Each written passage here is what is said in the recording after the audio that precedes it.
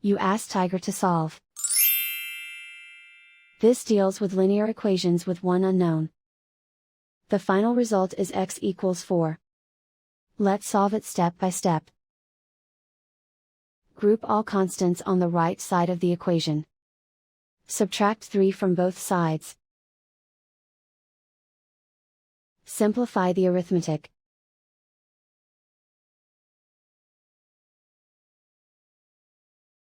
Isolate the x. Divide both sides by 2. Simplify the fraction. Find the greatest common factor of the numerator and denominator. Factor out and cancel the greatest common factor.